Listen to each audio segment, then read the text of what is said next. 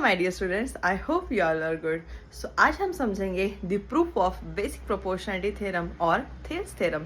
इन previous video हमने समझे थे उसकी स्टेटमेंट जो हमें ये कह रही थी कि ट्राइंगल ABC के किसी एक साइड के पैरेलल अगर आप लाइन बनाते हैं तो वो लाइन रिमेनिंग टू साइड्स को इक्वल रेशियो में डिवाइड करते जाएगी। सो यहाँ पे हम बताएंगे कि in triangle ABC DE parallel है यहाँ पे BC के, जो कि डिवाइड करके जा रही है किसको, AB को और AC को इक्वल रेशियो में, यानी कि AD upon DB is equals to हमें प्रूफ करके देना है AE अपॉन EC के। सो यहाँ अगर हमें साइड्स इक्वल बतानी है, उनके रेशियोज इक्वल बताने हैं तो डायरेक्टली होगा नहीं। यहाँ पे हम हेल्प लेंगे हमारे सबसे favourite formula area of triangle, जो कि बहुत ही सिंपल फॉर्मूला है, हाफ बेस इंटू हाइट। सो यहाँ सिंपली हमें जनरेट करने पड़ेंगे ट्राइंगल्स। अगर यहाँ हम दो साइड LHS में ले रहे, दो साइड के रेशियोज RHS में ले रहे, तो यहाँ हमें 4 ट्राइंगल्स लगेंगे। तो वो किस तरह से लेने हैं मैं आपको एकदम सिंपल तरीके से बताऊंगी। तो चलिए सबसे पहले करते हैं हम सिंपल सा कंस्ट्रक्शन। आप क्या करेंगे, यहाँ पे जो DE और BC वाला आपको पार्ट दिख रहा है उसके अंदर हम B को E से ज्वाइन कर देंगे, C को D से ज्वाइन कर देंगे।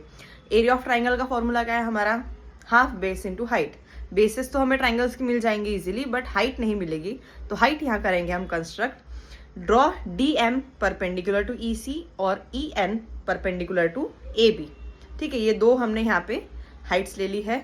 अब हम शुरू करते हैं हमारा प्रूफ। देखिए, जब भी आप थ्योरम लिखने जाएंगे तो इनिशियल कंडीशन क्या है कि स्टेटमेंट तो लिखना ही है कंपलसरी। क्वेश्चन में स्टेटमेंट दी है तो भी आप डबल से आंसर में स्टेटमेंट लिखेंगे, गिवन, टू प्रूफ, फिगर और कंस्ट्रक्शन। उसके बाद में 6th वाली स्टेप रहेंगी आपकी प्रूफ वाली, और लास्ट में कंक्लूजन आपका हैंस प्रूफ वाला। सो अब यहाँ पे एरिया ऑफ ट्राइंगल का बेसिक फॉर्मूला हम लिख लेंगे। We know that area of triangle is equals to half base into height. और यहाँ पे पूरा एरिया ऑफ ट्राइंगल आपको लिखना है। कैपिटल A आप नहीं लेंगे, कैपिटल A ऑफ ट्राइंगल, क्योंकि कैपिटल A ऑलरेडी आपने यहाँ पे आपके साइड मेंशन की है। अगर आप दूसरा कोई लेते हैं PQR वगैरह तो शायद आप लिख ले, बट लिखो ही मत, पूरा लिखो उसको एरिया। ठीक है, किसी को कंफ्यूज होने का चांस ही मत दो कि ये A इसका एरिया है कि साइड वाला ले रहे हैं करके। ठीक है, सो यहाँ पे चलिए अब हाँ यहाँ पे हम ट्राइंगल्स कंसिडर कौन से करेंगे।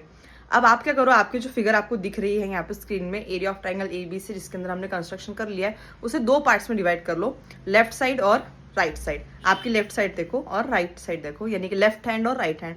लेफ्ट हैंड में आपको 2 ट्राइंगल्स दिख रहे हैं, ऊपर वाला ADE और नीचे वाला आपको दिख रहा है यहाँ पे BDE।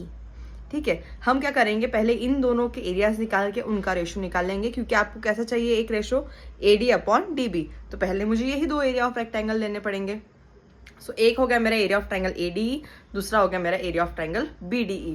फिर दूसरे 2 राइट साइड के ट्राइंगल्स, राइट साइड में आपको ऊपर दिख रहा है AED को आप ADE भी कह सकते हैं, एक ही बात है। उसके नीचे कौन सा ट्राइंगल दिख रहा है आपको, CDE या ECD, आपको जो नाम चाहे आप ले सकते हैं, जो आपको लगता है। सो अब यहाँ पे हम निकालेंगे एक एक करके इनके area of triangle according the required ratio. So यहाँ पे हम निकाल लेंगे एरिया ऑफ ट्राइंगल ADE में बेस क्या होगी बेटा उसकी, AD। हाइट कौन सी आ रही है उसके ऊपर, परपेंडिकुलर कौन सा आ रहा है उसके ऊपर, EN। सो हाइट होगी उनकी EN, half into AD into EN, ये हो गया एरिया ऑफ ट्राइंगल ADE। फिर नीचे वाला ट्राइंगल ला लो अब, एरिया ऑफ ट्राइंगल BDE में बेस तो BD हो गया आपका, लेकिन अब हाइट तो है ही नहीं उसके अंदर। तो हम क्या करेंगे, BD को एक्सटेंड कर लेंगे कहाँ तक के, N तक। N तो आपकी हाइट है ही EN। सो यहाँ पे भी हाइट हमारी हो गई EN, बेस हो गया हमारा BD। जो ऊपर वाले ट्राइंगल की हाइट है वही आपकी नीचे वाले ट्राइंगल की हाइट रहेंगी। सो यहाँ आपकी हाइट आ गई है हाफ इंटू पूरा एरिया ऑफ ट्राइंगल आपका आ गया है half into DB into EN। चलिए अब हम आते हैं राइट साइड वाले 2 ट्राइंगल्स पे, इनके रेशियोज ले लेना है हमें। हम क्या कर लेंगे अब, area of triangle ADE upon area of triangle BDE, half into AD into EN upon half into DB into EN। Half of EN cancel, AD upon DB आ गया, equation number 1। Similarly right side के दोनों triangles ले लेंगे, area of triangle ADE, नीचे का CDE। ADE में base हो गई, तो अब बेस चेंज हो गई, ट्राइंगल ADE है लेकिन बेस क्या हो गई उसकी EN, और हाइट उस पर कौन सी आ रही है, DM। So half into AE into DM। जो दूसरा वाला ट्राइंगल है हमारा एरिया ऑफ ट्राइंगल CDE, वहां पर बेस हो गई CE। अब CDE में जो बोला है हमें यहाँ पे हाइट नहीं गिवन है, तो हमने फिर से CE को एक्सटेंड कर लिया M तक के, DM वहाँ पे क्या मिल गया हमें, हाइट। ऊपर वाले की भी ट्राइंगल की हाइट DM थी, तो नीचे वाले की भी हाइट DM ही रहेगी।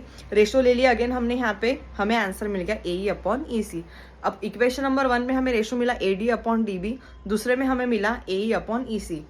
अब डायरेक्टली तो फ्रॉम इक्वेशन 1 एंड 2 मैं बता नहीं सकती RHS की वैल्यू इक्वल, तो फिर अब क्या करेंगे, आप अगर LHS ऑब्जर्व करेंगे तो आपको दिख रहा है कि न्यूमरेटर दोनों का सेम है, ADE वहाँ पे भी है, ADE यहाँ पे भी है, लेकिन यहाँ डिनोमिनेटर इक्वल नहीं है। अगर ये LHS इक्वल रहते थे तो हम डायरेक्टली बोल देते थे कि RHS भी क्या है हमारे इक्वल। सो यहाँ पे मैं डिनोमिनेटर इक्वल कैसे बता सकती दोनों इक्वेशन के। देखो एक कंसेप्ट आपको पता रहना चाहिए कि अगर आपके जो एरिया ऑफ ट्राइंगल्स है वो दो पैरेलल लाइंस के बीच में है और सेम बेस पे है तो उनके एरिया ऑफ ट्राइंगल आपस में रहेंगे इक्वल।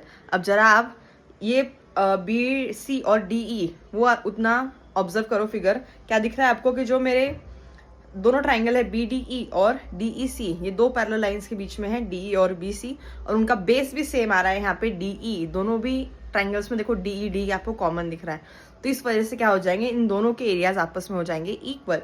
सो हम ये स्टेटमेंट लिखना आपको बहुत जरूरी है कि triangle BDE and triangle CDE share the same base DE and are between the same parallel lines DE parallel to BC। Most important point आपको ये लिखना है। तो इसी की मदद से हम डायरेक्ट बता देंगे कि area of triangle BDE is equals to area of triangle CDE। ऐसा हो गया है। सब हमारे डिनोमिनेटर्स भी आपस में क्या हो गए, LHS की इक्वल, न्यूमरेटर तो ऑलरेडी थे। अब यहाँ पे अगर LHS इक्वल है तो RHS भी इक्वल हो जाएंगे। सो फ्रॉम इक्वेशन 1 एंड 2 आप डायरेक्टली बोल देंगे कि AD upon DB is equals to AE upon EC। बच्चे इसके अंदर कंफ्यूजन कहाँ करते हैं, एरिया ऑफ ट्राइंगल लेने में। तो एक तो न्यूमरेटर वाला ADE है, सिर्फ बेस चेंज हो जाएगा, लेफ्ट साइड में AD आ जाएगा बेस, राइट साइड में AE आ जाएगा।